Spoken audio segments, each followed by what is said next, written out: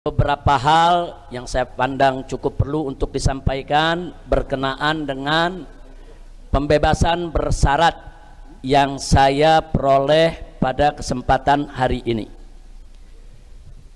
Jadi yang pertama ingin saya sampaikan adalah apresiasi dan penghargaan, rasa terima kasih yang tinggi kepada istri saya tercinta Asy-Syarifah Fadlun binti Fadil bin Hasan Ibnul Habib Al-Mufti Utsman bin Yahya, yang mana beliau dengan segenap 7 putri saya selama ini dengan setia mengikuti dari mulai awal pemeriksaan sampai persidangan, sampai juga kepada penahanan, dan kemudian rutin pembesukan, kemudian rutin terus memberikan semangat, dan pada akhirnya juga harus keluarga juga yang harus memberikan jaminan untuk pembebasan bersyarat. Jadi ini sengaja saya garis bawahi, pembebasan bersyarat saya bukan pemberian partai politik, bukan pemberian pejabat, bukan pemberian kekuasaan, bukan. Tapi ini merupakan satu proses hukum yang nanti akan dijelaskan oleh para pengacara saya, dan yang memberikan jaminan adalah istri saya tercinta Syarifah Fadlun binti Fadil bin Utsman bin Yahya. Nah, mudah-mudahan kita doakan beliau dengan saya punya 7 putri semua senantiasa diberikan oleh Allah ridhonya, dipanjangkan umur dalam taat dan ibadah, sehat walafiat, dijauhkan daripada segala bala dan musibah, amin ya rabbal alamin. Nah, kemudian berikutnya apresiasi yang tidak kalah pentingnya untuk saya sampaikan, yaitu kepada rekan-rekan seperjuangan yang luar biasa.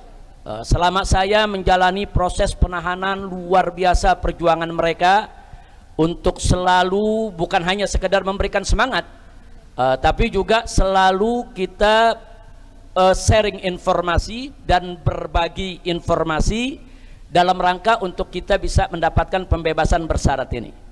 Yaitu diantaranya adalah di samping saya Syekh Yusuf Marta, yaitu selaku pimpinan daripada Ketua Umum GNPF dan juga sekaligus Ketua Majelis Syuro PA 212, dan juga seluruh pengurus dari Dewan Pimpinan Pusat Front Persaudaraan Islam yang dinakodai oleh penasehat pusat daripada DPP FPI, yaitu Al-Muhtaram Kiai Haji Buya Ahmad Qurtubi Jailani. Jadi saya sampaikan di sini, beliau-beliau ini luar biasa. Kita hampir seminggu atau 2 minggu sekali selalu melakukan rapat rutin, pertemuan rutin untuk membahas segala sesuatunya, bagaimana supaya proses pembebasan bersyarat ini berjalan lancar. Termasuk kalau ada yang bertanya kenapa kok ini nggak diumumkan. Nah, tadi sudah dijelaskan oleh Syekh Yusuf Marta, ini nggak diumumkan karena kita punya prosedur ini perjalanannya dari menit ke menit, detik ke detik. Sedikit salah PB kita bisa batal ya kawan. Nah, maka itu betul-betul kita jaga sedemikian rupa, jangan sampai dalam pembebasan bersyarat ini belum apa-apa kita sudah melakukan pelanggaran. Karena kalau sudah melakukan pelanggaran, saya akan ditangkap lagi tanpa sidang, dan saya harus melanjutkan lagi untuk ditahan selama 1 tahun tanpa remisi. Nah, karena itu jadi tolong dimaklumi kenapa ketua daripada pengacara dan seluruh advokat begitu hati-hati di dalam memberikan informasi soal pembebasan bersyarat.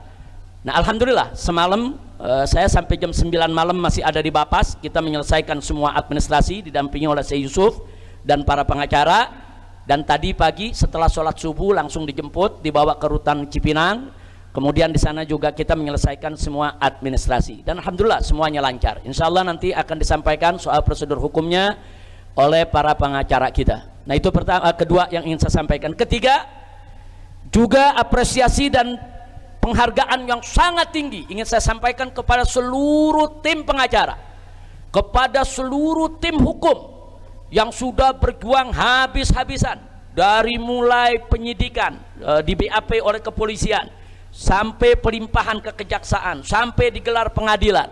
Bahkan sebagaimana Anda tahu, saya divonis waktu itu 4 tahun penjara.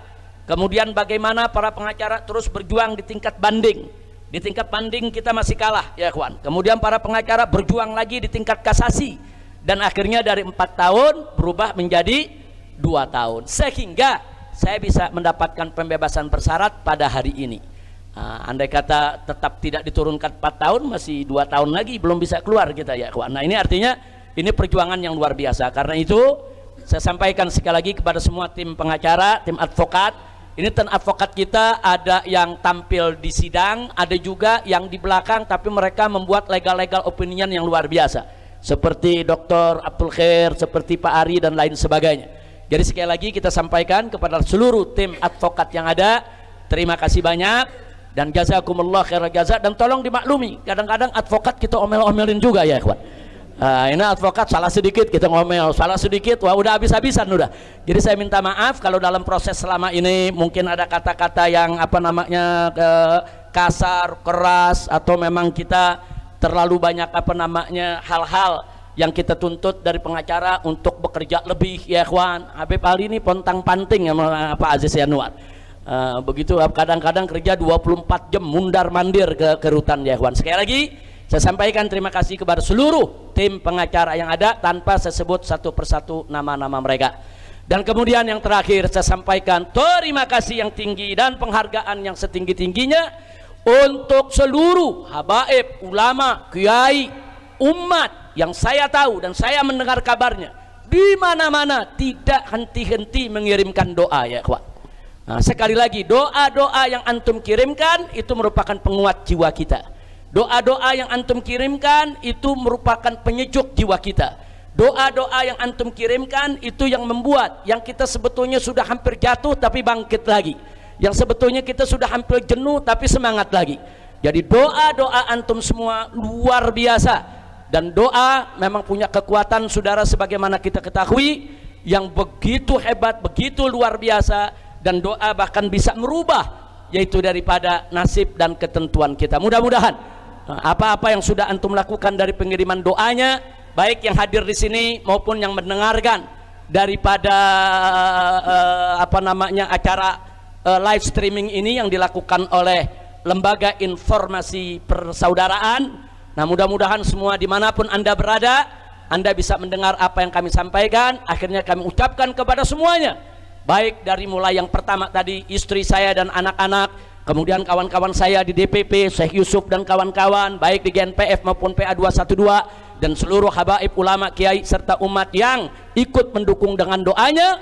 Jazakumullahu khairal jaza, waffaqakumullahu lin najah wal falah wal istiqamah fid dini wad dunya wal akhirah, amin ya rabbal alamin. Nah kemudian setelah apresiasi yang saya sampaikan tadi, yang berikutnya ingin saya sampaikan ya ikhwan, insya Allah saya bersama-sama dengan para habaib dan para kiai yang selama ini kita berjuang bersama-sama akan tetap istiqamah berjuang di jalan Allah. Akan tetap kita menyampaikan yang hak itu hak, yang batil itu batil. Walaupun seisi dunia mencerca, walaupun kita harus menghadapi resiko seberat apapun ya ikhwan. Karena amar ma'ruf nahi munkar adalah perintah Allah dan tidak boleh kita abaikan dengan alasan apapun.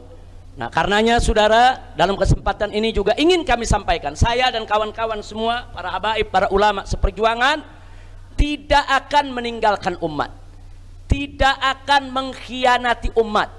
Kami insya Allah akan selalu berjuang bersama umat, akan berusaha sekuat tenaga untuk menjaga dan melindungi umat, akan terus berjuang untuk membela hak-hak umat, karena kami adalah umat dan umat adalah kami.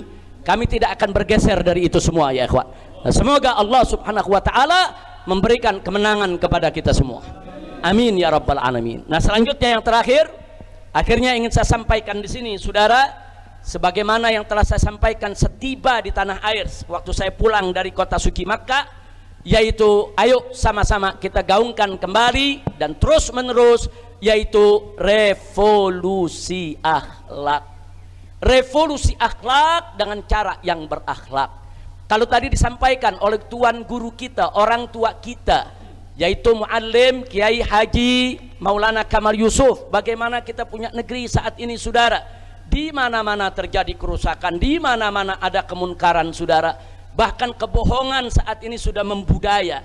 Negeri kita ini lagi darurat kebohongan. Karena itu sekali lagi yang ingin saya sampaikan di sini, saudara, apakah itu darurat kebohongan, apakah itu darurat korupsi, apakah itu darurat kezaliman, apakah itu darurat utang, apakah itu darurat ekonomi dan lain sebagainya, maka kuncinya yuk sama-sama kita obati semua itu dengan revolusi akhlak. Orang kalau akhlaknya baik tidak akan korupsi. Orang kalau akhlaknya baik tidak akan berbuat zalim. Orang kalau akhlaknya baik tidak akan menyusahkan rakyat. Orang kalau akhlaknya baik, saudara, tidak akan merusak negeri. Orang kalau akhlaknya baik, saudara, dia tidak akan menghina agama, menghina Rasul, menghina Al-Quran. Tidak. Orang kalau akhlaknya baik, saudara, maka semua yang keluar dari dirinya adalah kebaikan. Orang kalau akhlaknya baik, matanya akan digunakan untuk memandang yang baik, telinganya akan digunakan untuk mendengar yang baik, saudara, akalnya akan digunakan untuk berpikir yang baik, tangannya akan digunakan untuk bekerja yang baik, kakinya akan digunakan untuk melangkah ke arah yang baik. Kalau akhlaknya sudah baik, maka yang akan lahir dari dirinya adalah aneka ragam kebaikan. Dan kalau itu terjadi, maka insya Allah Indonesia juga akan menjadi baik dan berkah. Amin ya rabbal alamin. Nah, itu saja yang ingin saya sampaikan. Sekali lagi saya mau tanya semua di sini, siap lanjutkan revolusi akhlak? Siap. Siap lanjutkan revolusi akhlak? Siap. Takbir. Takbir. Takbir. Sallu ala nabi. Allahumma salli wa sallim ala sayyidina Muhammad wa ala alihi wa sahbihi ajma'in.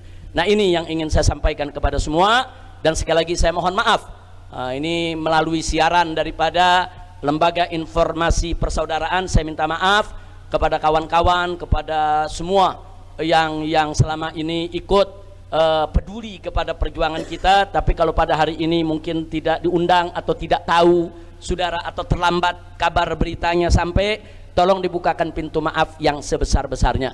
Bukan dengan sengaja kami ingin menutup-nutupi berita ini, tapi ada prosedur-prosedur yang sangat sensitif yang kami jalani. Salah sedikit aja pembebasan bersyarat nggak jadi ya, kawan. Dan pembebasan bersyarat saya ini, saya berstatus mulai saat ini sebagai tahanan kota. Jadi bukan saya bebas murni begitu aja. Saya saat ini berstatus sebagai tahanan kota. Ini dan setiap bulan saya harus membuat laporan, saudara, dan saya tidak boleh keluar kota atau keluar pulau atau keluar negeri kecuali dengan izin tertulis, yaitu dari instansi yang sudah ditentukan. Nah, karena itu sekali lagi saya boleh terima tamu, saya boleh bertamu, saya boleh bersilaturahim, saya boleh mengajar ya kawan, tapi ada beberapa hal yang memang harus dijaga, yang tidak boleh saya lakukan. Nah, tapi sama sekali itu tidak akan mengurangi semangat juang kita, dan itu insya Allah juga tidak akan mengurangi semangat revolusi akhlak kita. Dan itu insya Allah juga tidak akan mengurangi, saudara, perjuangan kita untuk menyelamatkan Indonesia yang tercinta dari segala kedaruratan, insya Allah. Nah, itu yang saya mau sampaikan. Mudah-mudahan Allah berkahi kita semua.